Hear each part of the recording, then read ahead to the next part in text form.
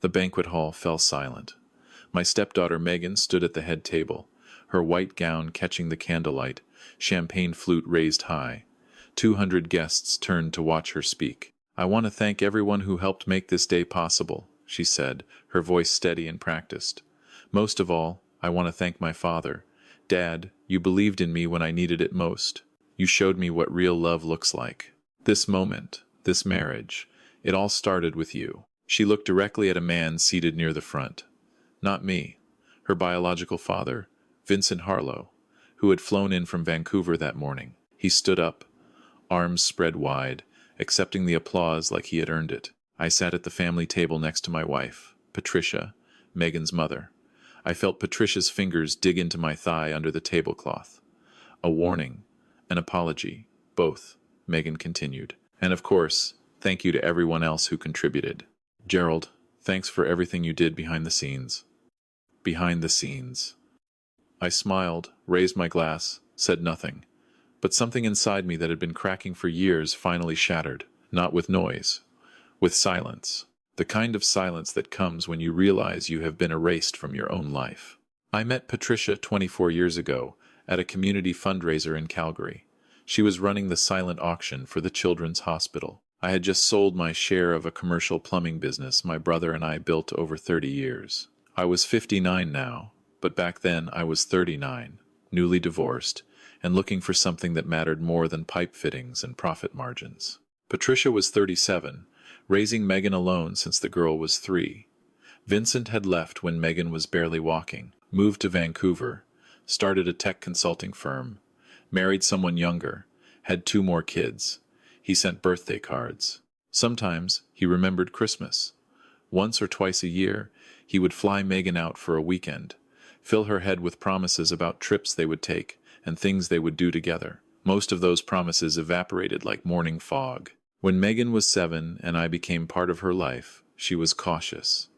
I understood. I did not push. I showed up. I helped with homework. I drove her to figure skating lessons at 5 in the morning when it was -30 outside. I fixed her bicycle. I made French toast on Saturday mornings. I never tried to replace Vincent. I just tried to be present. By the time she was 11, she called me Gerald. Never Dad. I understood that too, but she included me. School concerts, parent-teacher interviews, the small emergencies of growing up.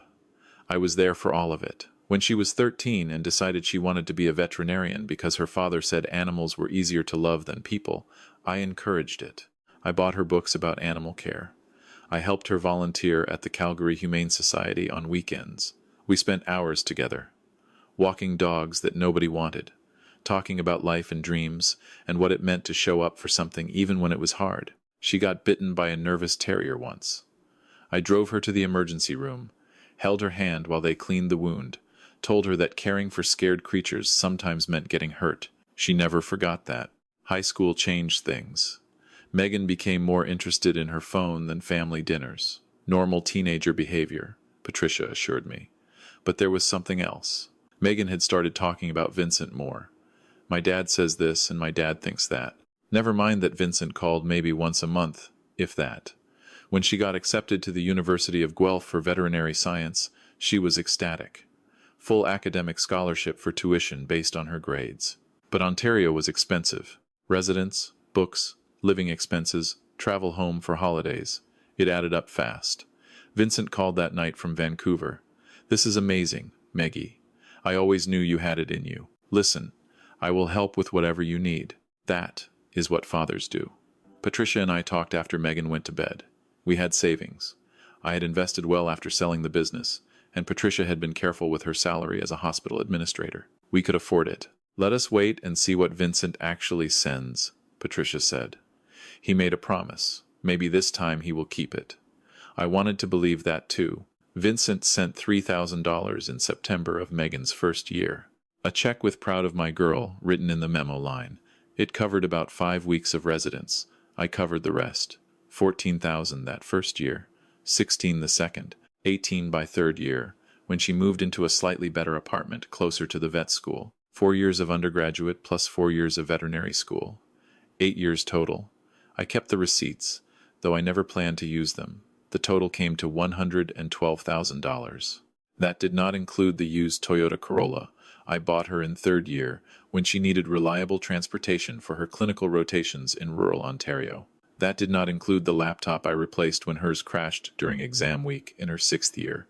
That did not include the emergency dental work when she cracked a molar and her student insurance only covered half. Vincent sent money 3 more times over those 8 years. 500 one Christmas. 1,000 when she made the dean's list. Another 2,000 when she graduated from vet school. Each time with a phone call about how proud he was, how he knew she would be successful, how intelligence ran in the Harlow family. Megan never asked where the rest of the money came from. Patricia handled the transfers. I never brought it up. That is what you do. You support your family. You do not keep score. Except maybe I should have. The wedding was Megan's dream since she was a little girl.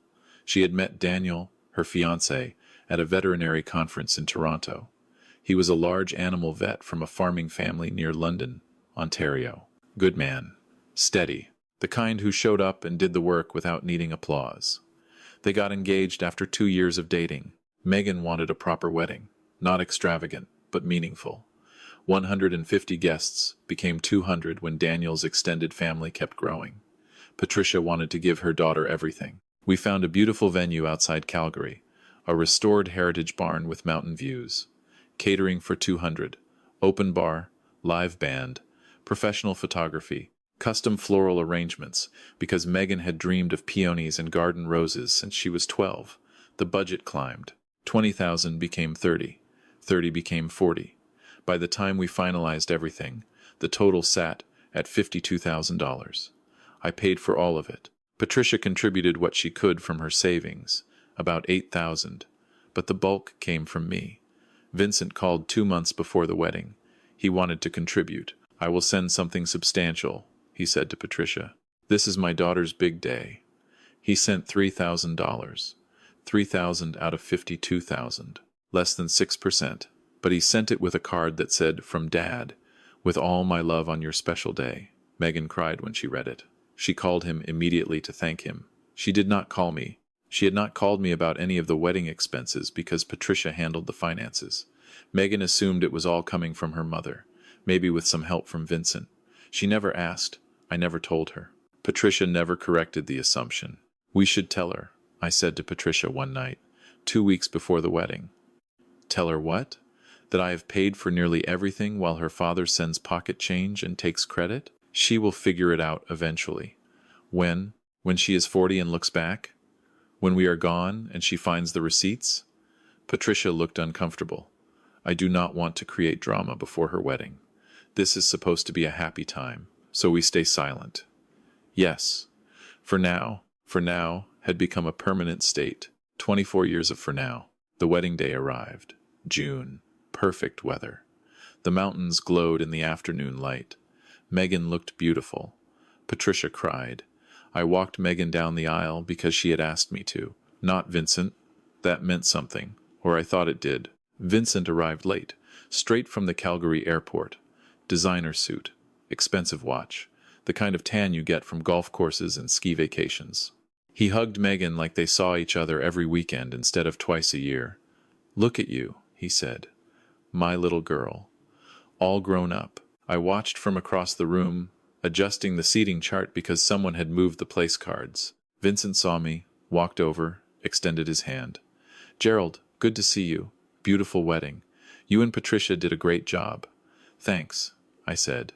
His handshake was firm, confident. The handshake of someone who had never questioned his place in any room. Must be proud, eh? Vincent said. Megan has turned into an incredible woman. Very proud. Well, good genes, right? He laughed. The Harlows have always been smart. I smiled. She worked hard. That she did. He clapped me on the shoulder and walked away to greet someone more important. When Megan gave her speech and thanked Vincent, when she called him the man who showed her what real love looks like, something in me went quiet. Patricia's hand found mine under the table. I could feel her tension, her awareness that something fundamental had shifted. But I kept my glass raised. I kept my face neutral. I played the role I had been playing for 24 years. The supporting character. The background noise. The day-to-day stuff. After the speeches, People mingled. I made the rounds, thanked guests for coming, accepted congratulations on Megan's behalf, smiled until my face ached. Vincent found me near the bar. He had been drinking steadily since the ceremony. "You know, Gerald, I really appreciate everything you have done for Megan. Seriously. Patricia could not have done it without you. She is a capable woman. She would have managed. Sure, sure. But having a stable guy around, that matters. Kids need structure. I was not able to be there for the daily stuff. I know, my work, the distance, you understand. But the important things, the values, the drive, the brains, that is genetics. Nature over nurture, right?" He laughed like he had said something profound. I looked at him, really looked, and I realized he believed it. Genuinely believed that his occasional phone calls and rare visits had shaped Megan more than 24 years of daily presence. "Right," I said. "Genetics. Exactly. I am glad she had you for the routine stuff. The stability. That is important too, the routine stuff." I excused myself, walked to the bathroom, and stood at the sink staring at my reflection. 63 years old, gray hair, lines around my eyes from decades of early mornings and quiet worry. I looked tired. I looked invisible. When I came back, Megan was dancing with Vincent, father-daughter dance. She had not asked me to dance. She had not even thought to include me. Patricia found me later in a quiet corner by the dessert table. "Gerald, are you okay?" "I am fine." "You are not fine. I know that look." "What look?" "The look you get when you have decided something." She should have thanked you. She thanked her father. I am her father. I have been her father for 24 years. You know what I mean. Yes, I know what you mean. I have always known. The next morning, Patricia and I drove home in silence. Megan and Daniel were leaving for their honeymoon in Costa Rica. 2 weeks. I had paid for half of it as a wedding gift. Vincent had sent them a card with $100 bill inside. That night, after Patricia went to bed, I sat in my office. I opened the filing cabinet I kept locked. Bank statements, transfer receipts, credit card records. 24 years of financial support, carefully documented. $112,000 for her education. $52,000 for the wedding, the car, the laptop, the dental work, the countless small emergencies over the years. I added it up for the first time. $178,000. Vincent's total contribution over 24 years came to approximately $11,000, less than 7%. The man who showed her what real love looks like. I pulled out another folder, the down payment fund. 6 months earlier, I had promised Megan and Daniel $30,000 toward their first house. They were saving, but Toronto real estate was brutal. The money sat in a separate account, waiting for them to find the right place. I stared at that number for a long time. Then I made a decision. The next morning, I called my accountant. I transferred the $30,000 back into my retirement fund. I called my lawyer, asked about the implications of withdrawing a verbal promise of financial support. He said it was not legally binding. A promise is not a contract. Then I sat down and wrote an email. Short, factual. "Megan, I hope you and Daniel are enjoying Costa Rica. I wanted to let you know that I have made some changes to our financial arrangements. The $30,000 I promised toward your house down payment is no longer available. After reflecting on my role in your life and our family, I have decided to redirect those funds toward my and your mother's retirement planning. I am confident you and Daniel will find a way to achieve your goals through your own efforts. You are both capable professionals. Additionally, I have attached documentation showing the expenses I have covered for your education, wedding, and other support over the past 24 years. I thought you should have the complete picture. I wish you both well, Gerald." I attached the bank statements, the receipts, the transfer records, every dollar, documented. Then I closed my laptop without sending it. Not yet. Patricia found me in the office that afternoon. She had been crying. "What did you do? What needed to be done?" Megan called. "She is in Costa Rica, and she is panicking. Daniel's parents told them that Vincent mentioned at the wedding that you were giving them money for a house. Now she is asking about it. And what did you tell her?" "That I did not know what was happening. That I would talk to you." "There is nothing to talk about. Gerald, you cannot just take back a promise. It was not a promise. It was an expectation. An expectation I am no longer willing to fulfill. Because of a speech?" Because of a toast at her wedding? Because of 24 years, Patricia. 24 years of being invisible. 24 years of paying for everything, while Vincent sends greeting cards and takes credit.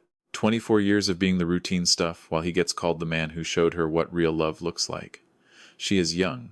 She did not mean it that way. She is 28 years old, with a doctorate in veterinary medicine. She is not young. She is an adult who has chosen to believe a comfortable lie, rather than look at an uncomfortable truth. So you are punishing her. I am not punishing her. I am stopping. Stopping what? Stopping pretending that what I do matters to her. We did not speak for the rest of the day. Megan and Daniel cut their honeymoon short by 3 days. They flew back to Calgary and showed up at our house on a Thursday evening. Megan looked smaller than she had at the wedding. Uncertain, confused. Gerald, what is going on? Mom said you pulled the down payment money. I sat in my chair. Patricia stood near the kitchen, arms crossed, caught between us. I did. Why? Because I decided my money should go toward my retirement, instead of your house. But you promised. I changed my mind. That is not fair. We were counting on that money. Then you will need to find another way. Gerald, I do not understand. What did I do? I looked at her, my stepdaughter, the girl I had raised for 24 years, the woman who had thanked another man for everything I had given her. You do not know? She asked. Know what? I leaned forward. At your wedding, in front of 200 people, you thanked your father for showing you what real love looks like. You thanked him for making your marriage possible. You called me the guy who did things behind the scenes. Megan blinked. He is my dad. He is your biological father. He has contributed approximately $11,000 to your entire life. I have contributed $178,000. Do you know what $11,000 is as a percentage of $178,000? About 6%. 6%. And he got 100% of the credit. I was not trying to hurt you. I know, but you did. Megan's eyes filled with tears. I did not know. I did not know you paid for everything. Mom always said things were covered. I assumed Dad was helping more than he actually was. You assumed because it was easier to assume. You never asked. You never looked at the numbers. You just accepted the story that made your father look good and made me invisible. That is not true. Is it not? When was the last time you called me just to talk? Not to ask for something. Not because your mother told you to. Just to check in on me? She was silent. I cannot remember either, I said, but I can tell you exactly when Vincent last called you. 3 weeks ago, after the wedding, because your mother mentioned it when she was on the phone with you. I was in the room. You laughed and said it was so sweet that Dad called just to say he was proud. Dad. Not me, him. The man who sends checks twice a year and shows up for the celebrations. Megan sat down hard on the couch. Tears were streaming now. I did not know. You did not want to know. There is a difference. Patricia stepped forward. Gerald, that is enough. She understands now. No, I said. It is not enough. Because understanding is not the same as changing. And I am done waiting for change that never comes. What do you want from me? Megan asked. I want you to think about something, I said. For 24 years, I showed up. I drove you to skating lessons in the dark. I held your hand when that dog bit you. I paid for your education, your car, your wedding. I never asked for credit because I thought that was what family did. I thought love meant giving without keeping score. But here is what I learned. Silence is not humility. Silence is erasure. By never asking to be seen, I taught you I did not need to be seen. I taught you I did not matter. And at your wedding, in front of everyone, you confirmed it. You matter, she said quietly. Do I? Or do I matter now, because the money stopped? She flinched like I had slapped her. Gerald, Megan whispered, I am sorry. I am so sorry. I do not want an apology. Then what do you want? I want you to understand that actions have consequences, that you cannot build a life on comfortable lies, that the people who show up every day deserve at least as much recognition as the people who show up for the celebrations. I stood up.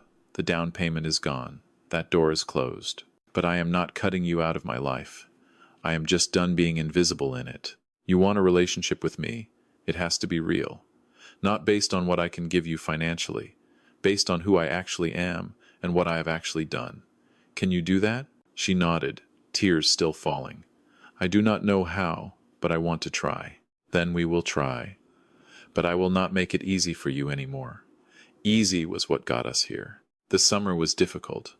Megan went back to Toronto. She and Daniel found a smaller apartment, put their house plans on hold. She called me once a week. Awkward conversations at first. Stilted. But she kept calling. Patricia was furious with me for weeks. We had arguments that went in circles. She accused me of being cruel. I accused her of enabling the problem. Eventually, we found something like equilibrium. Not forgiveness exactly. Understanding maybe. In August, Megan called and asked if I would come visit her in Toronto. Just me, not Patricia. I said yes. I flew out on a Friday, stayed in a hotel near her apartment. She took me to the clinic where she worked, introduced me to her colleagues. This is Gerald, my stepdad. He taught me everything I know about showing up for the hard stuff. We had dinner at a small Italian restaurant that night. She ordered wine. We talked, not about money, about her work, about Daniel, about the stray cat she had adopted from the clinic because nobody else wanted a one-eyed tabby with anxiety issues. I named her Patches, Megan said. She hides under the bed whenever someone new comes over. But she comes out for me because you are patient with her.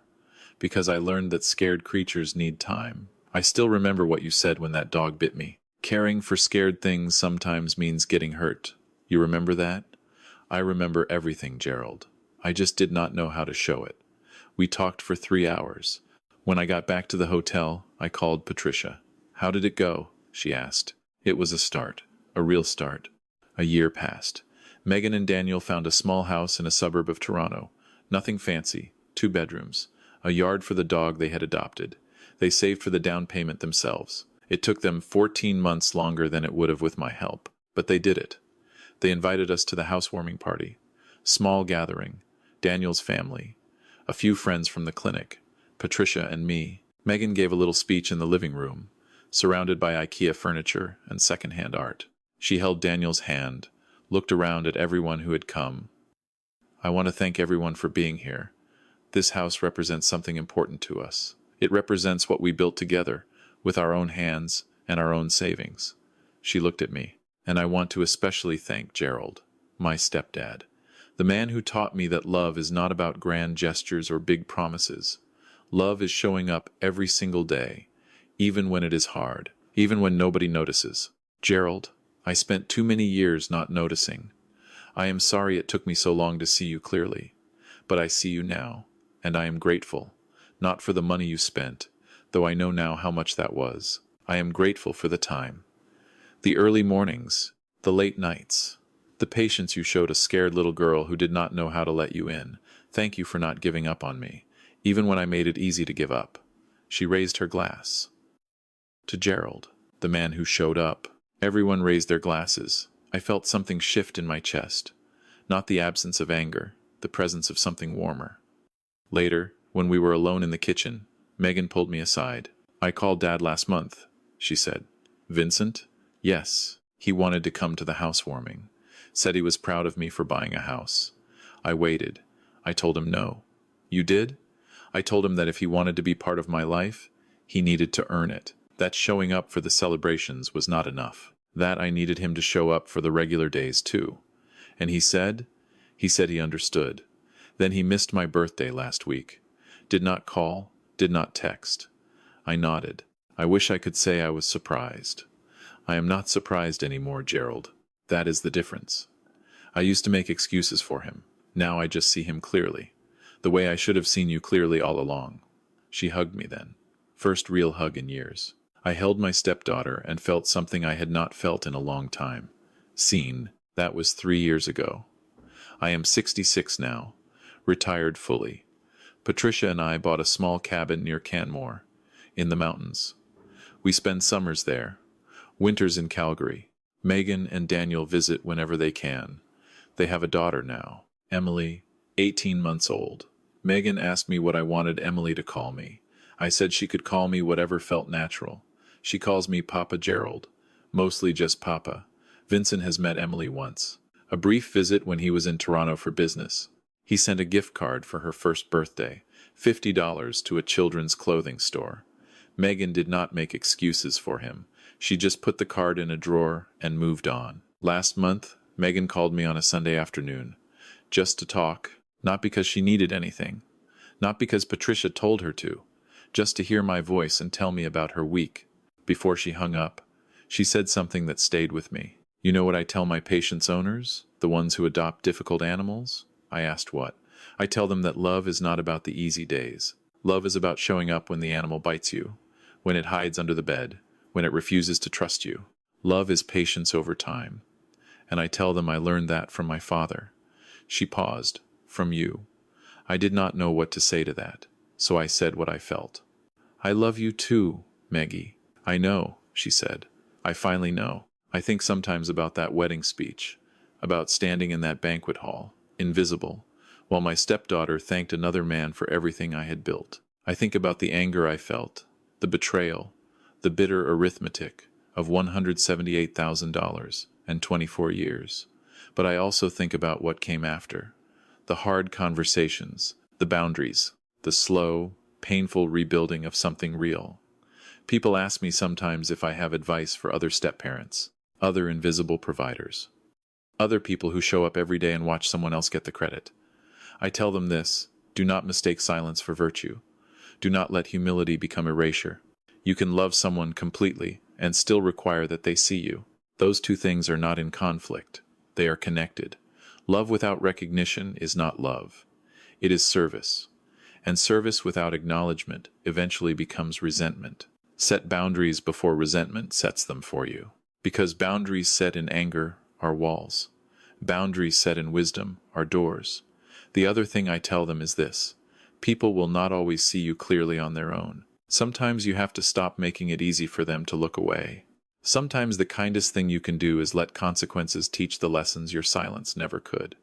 I waited 24 years for my stepdaughter to see me.